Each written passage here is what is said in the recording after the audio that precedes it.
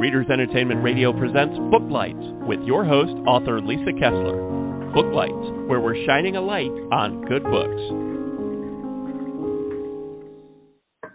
Hello, everyone. It's another week, another Monday, and it's November. How did this happen? I hope you all had a fabulous, spooky day yesterday for Halloween, and thanks for checking in today. You're in for a real treat because we have author Matthew FitzSimmons, and he has a fascinating new thriller to chat about, so I'm excited. If you haven't read him yet, I'll read his short bio here, and you can get to know him.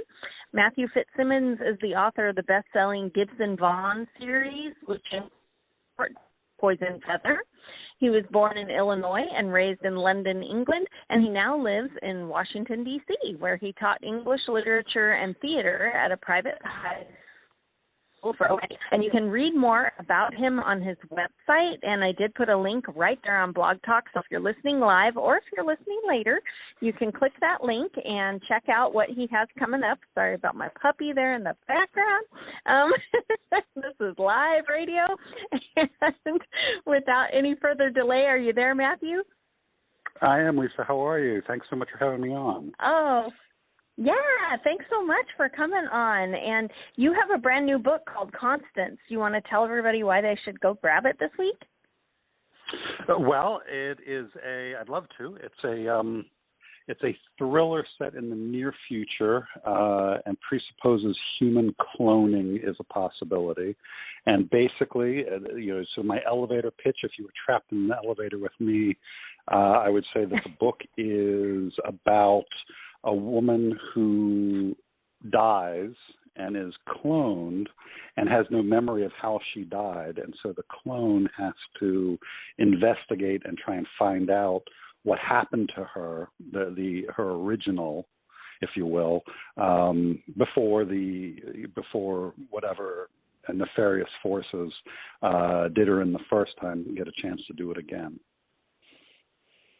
I love that. And I saw, when I was reading up about the book, I saw that there is, in your distant future, there is like a whole company that you can buy your clone for the future and they'll download you into it. Is that something that you can use like to make it a series, or is this just a standalone? I am, in fact, writing one. I'm writing a companion book to it, so it's sort of a duology. I think that's the industry term for it these days. So I am writing a second companion book to it. It takes place in 2040, so it's not too distant. It's only about 20 years from now, and the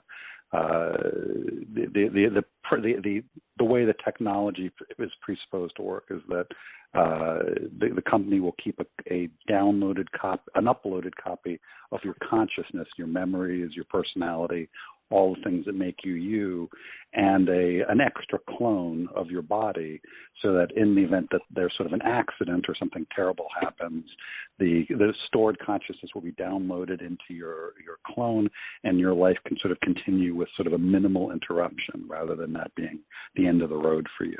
That's the idea anyway. So your death just becomes a little roadblock and you're fine, you're back on. Right. It's sort of if you think of it as the most expensive life insurance policy in the world. I love that.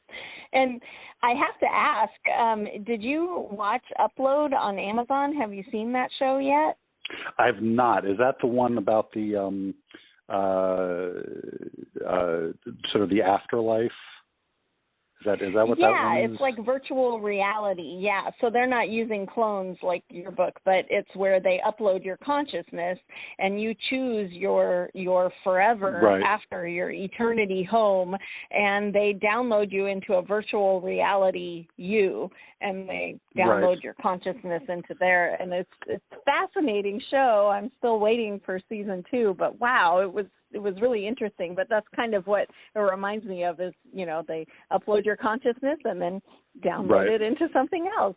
I mean, I think it's one of those topics that is becoming that is. I'm not surprised to hear that there's a show like that. I think there's been a lot of toying with this idea of, can a consciousness be stored in another? I mean, I think science fiction has been playing with that as an idea for, a half century in one guise or another. But, the technology is getting to the point where, as I was doing research for this book, there is research now into brain mapping at sort of a level that, while not possible or plausible at this point, they're certainly moving in a direction where maybe one day it would be feasible.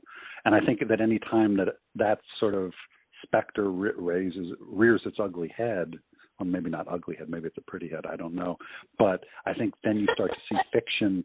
It's like if you go back to the 1950s, the movies in the 1950s were about aliens and radiated monsters, right about the time that Russia launched Sputnik and during the Cold War. So the things that were on the minds of Americans became sort of the fertile subject of lots of movies and books. And, if you look decade by decade, whatever is on our mind, that's often reflected in our stories. So I'm not surprised that I wrote a story sort of using that, and that, probably any number of other people are toying with it, because I think it's, it's a scary concept in that it's so different from what we're supposed to be as humans. We're supposed to live and die, and we have a soul.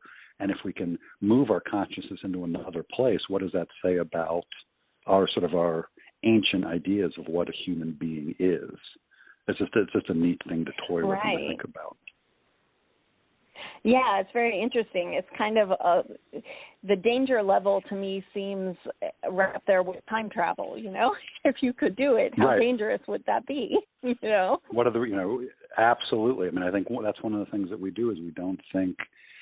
The great Michael Crichton, who wrote Jurassic Park and Andromeda Strain and Westworld and books like that, his bread and butter was, all right, we have a new technology. How are we going to misuse it and not think about the consequences? I mean, that was almost always at the heart of what he was writing about was, okay, we know how to do, Jurassic Park is literally just about his fear that now that we could map the human genome, how are we going to misuse that? What were we going to do with it? Well, we'd probably build a dinosaur. What are we going to bring back? What are we going to bring back? That exactly. How are we not going to think this one through? So we're always out Jurassic ahead of our Park skis. And isn't Jurassic Park the big question of just because we can do it doesn't mean we should. Right. I mean yes, that same kind of science. Absolutely. Yeah, I mean that's the Jeff Goldblum character that he says that literally is like you were so busy doing it you didn't stop to think about whether you should. And I think that's a recurring theme in science. And for you, when you were dreaming up this book, what was the inspiration behind the idea? Were you thinking about cloning, or could someone download their consciousness somewhere? How did the ideas come together? Honestly, it came around in kind of a backwards fashion. I wasn't thinking about cloning. I wasn't thinking about science fiction at all. I was literally trying to think of a way. I was spending an afternoon noodling through the idea of how to take a traditional detective murder mystery and make it unfamiliar. So many murder mysteries have been written. Someone dies, there's a detective, the detective detects, and at the end we find out what happened. And I had sort of said to myself, well, what have I not seen before? And the idea that popped in my head, well, I've never seen someone investigate their own murder. I've never seen the detective and the victim be the same person. How could I get away with that? And that was really, and I started running through stories that I had seen. There's a great old 50s movie called DOA, which was remade with Dennis Quaid in the 80s, about a man who's poisoned and he's dying, and basically he has to be a detective and find out who killed him before he dies, but he wasn't already dead. And you have supernatural stories like Ghost with Patrick Swayze, where A ghost is literally he plays the detective of his own murder, and he tries to solve it before the murderer comes for his wife, Demi Moore. But he is dead, and he's a ghost. So I was like, all right, if I don't want to do a supernatural story, how could I do it? And the cheat, the workaround, the way I figured out, I thought like, well, this would give me enough runway to do it. Would be, well, what if she's a clone? And I went, oh, that's okay. And now I love it. And now I was immediately in love with the idea. And then sort of all the research followed. And I was like, okay, well, how can I justify this? How can I build a believable world that would allow me to write this story? And so that was how I came sort of in a backwards fashion to cloning as the device or the tool or the mechanism that allowed me to do it. Wow. Did you ever watch the Orphan Black show where she finds clones of herself everywhere? Yeah, all that was great. Yeah, that was fascinating. Yep. Yeah. I mean, and cloning is one of those things that I think is, like we started to see cloning in the late 80s, or I guess the 70s. I forget when Dolly the sheep was. The sheep, but, I remember. We have the ability to clone a human being right now. Like that's not. That the only reason we haven't seen one is because it's viewed as unethical, and we haven't crossed that line. But the technology certainly exists for us to do it. So yeah, I'm going to show like Orphan Black. I mean, there are, cloning is one of those sort of subgenres that I think cause a lot of unease. You've seen it used in a lot of different stories as a sort of an uneasy scientific advance. And how can it be misused, and how can it be, so it's so this is my take on that discomfort, if you would.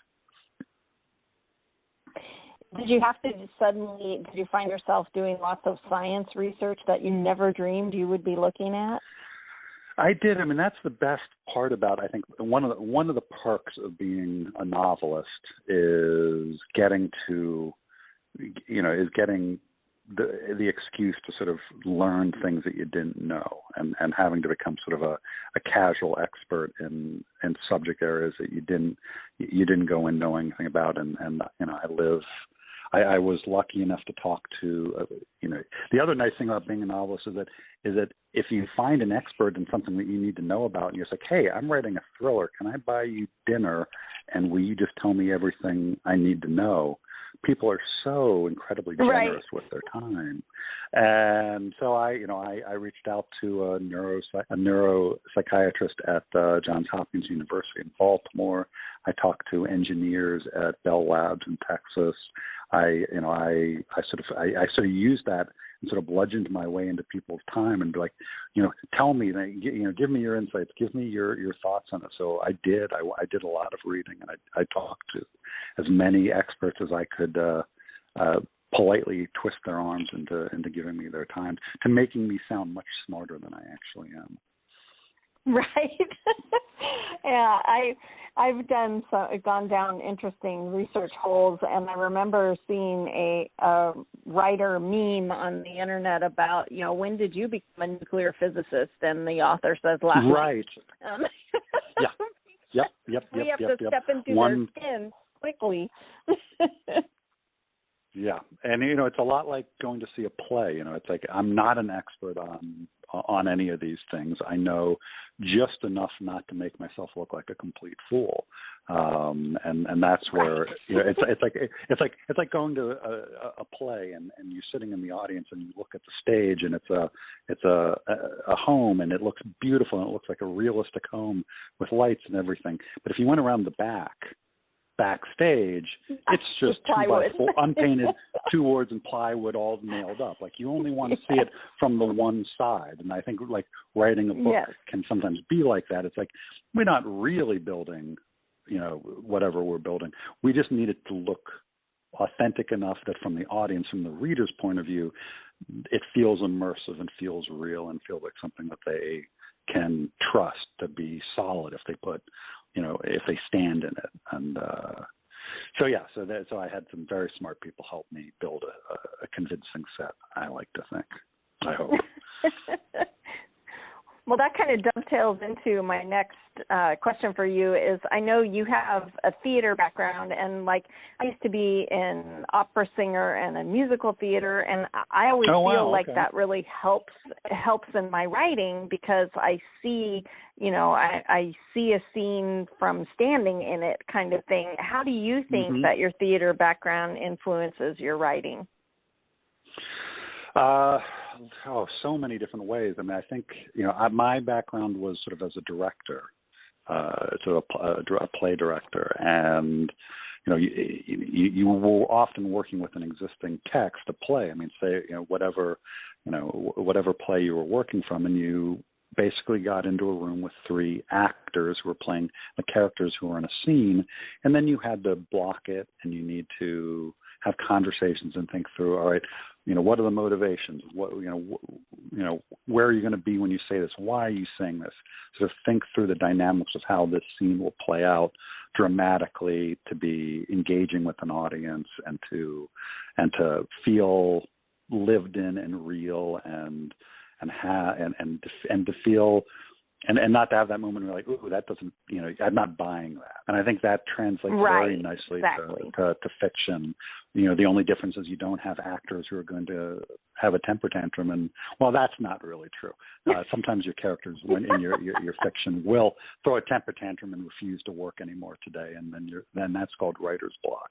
But for the most part, it's a lot of, then you have to coax that character back out of their dressing room with promises and encouragement, and hopefully you can get back to the business at hand. And so that, I think that training has been invaluable in terms of how I think through, how I'm going to block out a scene or how that's going to function.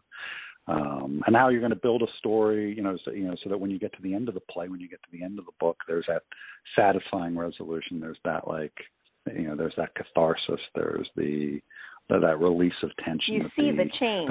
Yeah. Yes.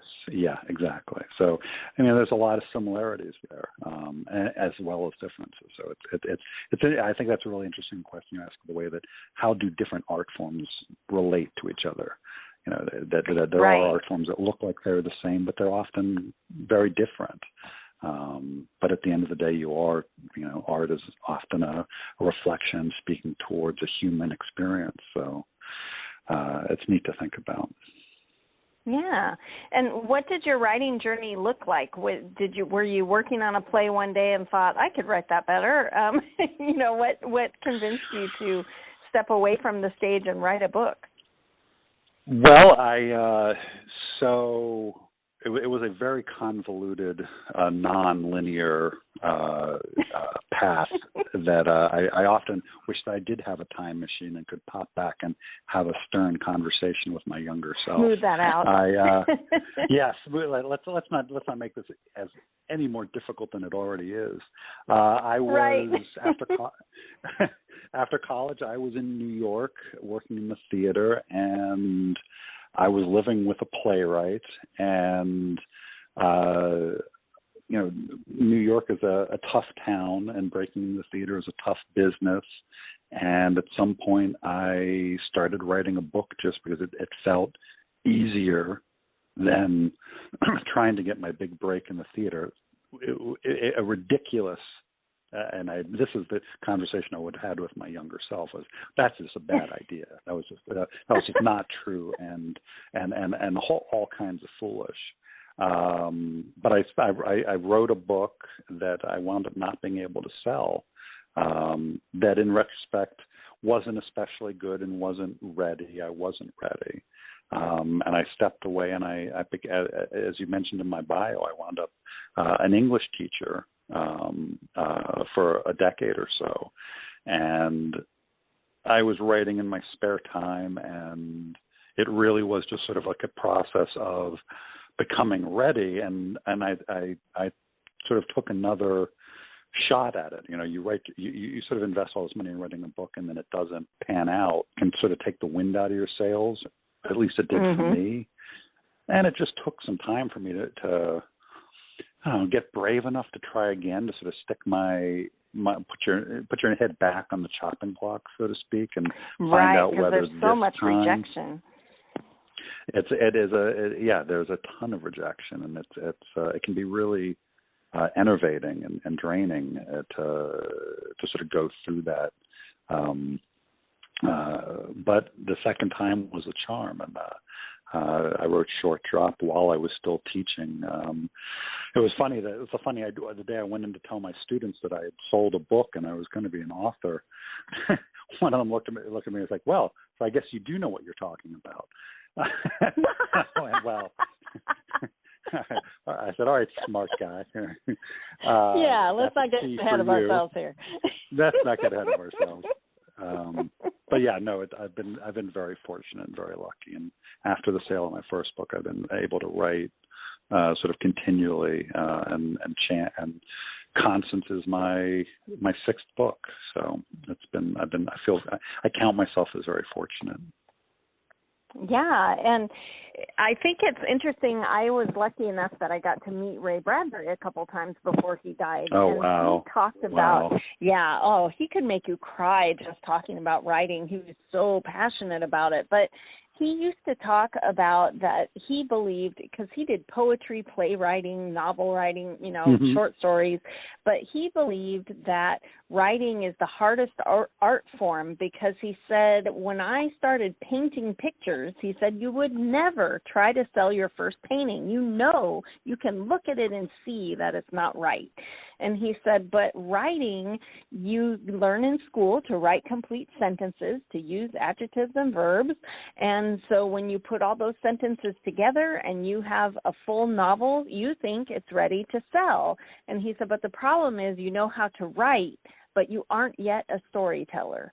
And a light bulb went off for me, and I thought, oh, my gosh, that is exactly it, because a lot of times people give up too soon because their book doesn't sell or whatever, and the reality is your storyteller muscle isn't quite strong enough yet, so keep writing, because it is a craft, and the only way you get better is to keep doing it. So I'm so glad that you didn't give up and that you kept writing, because you were just honing your craft, and getting to that point can be difficult sometimes. Absolutely, I had not heard that Ray Bradbury quote, but I'm going to remember that. It's very astute and very, very, very true. Right. I think about that. The one advantage that writing has over other art forms. I think he's right that to write a novel is such a commitment of time and energy that you do. I think what he says, like, you get done with one and you're like, okay, I have to sell this one because I just spent 2 years writing it. That's really true. The one advantage writing does have is that compared to other art forms, it is not in terms of time, but in terms of money. Is that, I don't understand how, you don't have to take a bunch of lessons.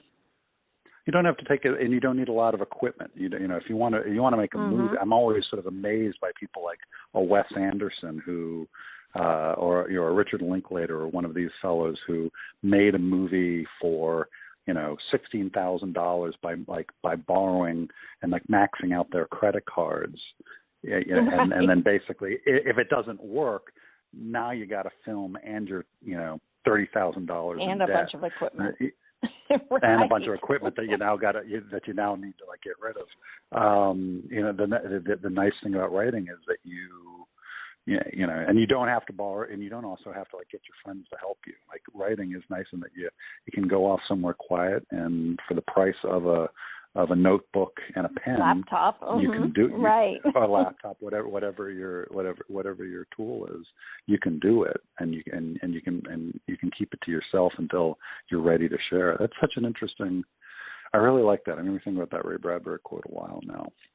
Yeah, I'm going to steal that story. It was really. I'm going to use it. Oh, definitely use it. Yeah. It was. He wants to live forever, so definitely use that. But it really set off a light bulb for me. Right. When I work with someone, it's that you do write complete sentences, and you are a good writer. It's just the story isn't quite there yet. You got to keep honing that storyteller skill, which there's no other way to do it except to write. So, right. that I'm glad you didn't give up.